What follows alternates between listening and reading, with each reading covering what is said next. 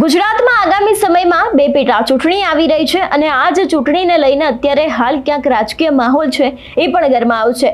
વાત કરવામાં આવે વિસાવદરની તો વિસાવદરની અંદર અત્યારે હાલ એક વિડીયો છે તે ચર્ચાનું કારણ બન્યું છે, કારણ કે આ વિડીયોની અંદર સાફ પણ એવું દેખાઈ રહ્યું છે કે ભારતીય જનતા પાર્ટીના નેતાઓ જે દરમિયાન સભા કરી રહ્યા હતા તે જ સમયે ખેડૂતો દ્વારા તેમનો ઉધડો લેવામાં આવ્યો હતો. શું છે સમગ્ર વિષય, આ વિડીયો કયો છે તેના વિશે જ વાત કરીશું આજના આ વિડીયોમાં. નમસ્કાર, હું હંસિની અને તમે જોઈ રહ્યા છો નિર્ભય ન્યૂઝ.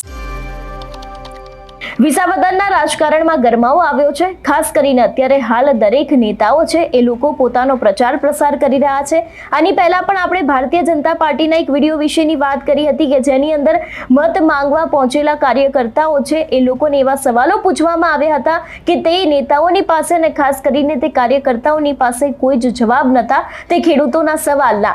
પરંતુ હવે વધુ એક વિડીયો છે તે વાયરલ થયો છે. એની જ અંદર એક ખેડૂત દ્વારા ભાજપના નેતાનો ઉધડો લેવામાં આવ્યો છે. સૌથી પહેલા તો એ વાયરલ વિડીયો ઉપર નજર કરીએ.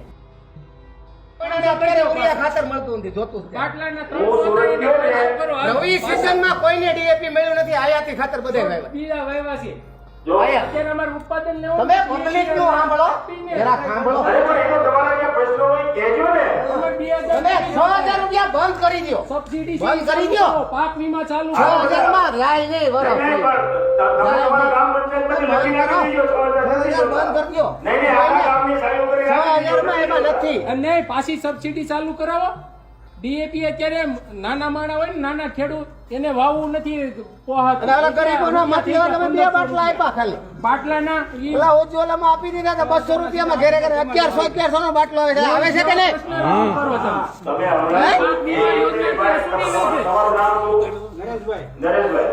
નરેશભાઈ, પહેલા તમે કીધું કે અમારા જે પ્રશ્નો છે આ તમે ડિસ્ટર્બ કરવા તો તમે દેશ લેવલે કેમ વાત કરો છો? વિદેશની તમારે દેશ વિદેશની લાવા દો, ગુજરાતની કરો. આપણે સાંભળો ગુજરાતની કરો.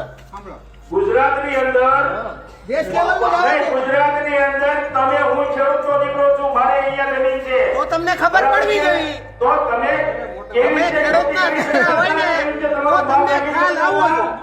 એ તમને ખ્યાલ છે, તમને ખ્યાલ આવો છો. કારણ કે અહીંયા વડીલોના ખ્યાલને ખ્યાલ છે કે શું પરિસ્થિતિ હતી. બધાને ખબર જ છે, કોઈને કેવું નથી, બધાને ખબર જ છે. અરે ભાઈ, તો તમે જે પ્રશ્નો હોય તો મેં પૂછી આવો રૂબરૂ, તમે વચ્ચે શું કામ ડિસ્ટર્બ કરો છો? તમે જાણી પણ નક્કી કર્યું છે તમે બીજા દેશમાં આવે છે ને, અહીંયા રાજ્યની કરો ને, ગુજરાત રાજ્યની ચૂંટણી છે એની વાત કરો ને. રાજ્યની વાત કરું છું. તમે કયા મુદ્દા ઉપર લડવા આવ્યા છો એ તો પબ્લિક ને સમજાવો ને. વિકાસ કર્યો છે શેનો? અને આ સુધી આ જે કામ કર્યું છે ને, શેનો વિકાસ કર્યો? છીએ આવડા ખાડા હતા, પૂછી જાઓ બધાને. રોડ હજી થયા નથી. ભાડરનો રોડ જોઈ લ્યો, ઓલાનો જોઈ લ્યો, ભાયાગરનો જોઈ લ્યો, બરાબર છે. ભાડરનો જોઈ લ્યો. 18 વર્ષ પહેલા કીધું 3 મહિનામાં આ રોડ થઈ અને તમારી ચૂંટણી આવી એટલે તમે ઠીકરા મારી દીધા. તમારા પ્રશ્નો બધા લખીને લઈને આવો એમ કહું છું. તમે અહીંયા પ્રશ્નો બધા લઈને આવો ને, તમે કામ ડિસ્ટર્બ કરો છો.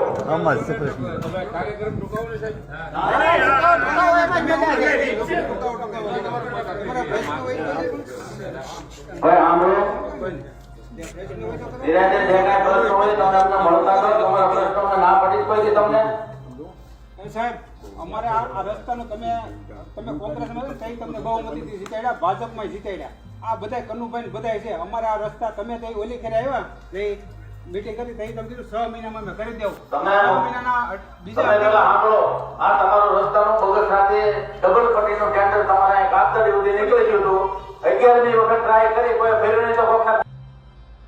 જે પ્રમાણે અત્યારે હાલ ભારતીય જનતા પાર્ટીના નેતાઓ છે એ લોકો જ્યાં જ્યાં સભા કરી રહ્યા છે ત્યાં ખેડૂતો તેમની સામે સવાલો પૂછી રહ્યા છે. વાત કરવામાં આવે આમ આદમી પાર્ટીના ઉમેદવાર ગોપાલ ઇટાલિયા વિશે તો તેમને પણ ભારતીય જનતા પાર્ટીના જે ઉમેદવાર કિરીટ પટેલ છે તેમના ઉપર ઘણા બધા આક્ષેપો લગાવ્યા છે, કૌભાંડ બહાર પાડ્યા છે, ક્યાંક બેંક વિશે પણ ખુલાસા કરવામાં આવ્યા છે. પરંતુ અત્યારે હાલ જ્યાં જ્યાં ભારતીય જનતા પાર્ટીના ઘણા બધા એવા કાર્યકર્તાઓ છે, નેતાઓ છે કે જે લોકો જઈ રહ્યા છે એ જ સભાની અંદર ખેડૂતો દ્વારા તે લોકોનો ઉધડો લેવામાં આવે છે અને કેવા સવાલો પૂછવામાં આવે છે અને આ જ સવાલોના જવાબ ક્યાંક આ નેતાઓ પાસે હોતા નથી. એવા પણ ઘણા બધા આપણે અત્યાર સુધી દ્રશ્યો જોતા આવ્યા છે.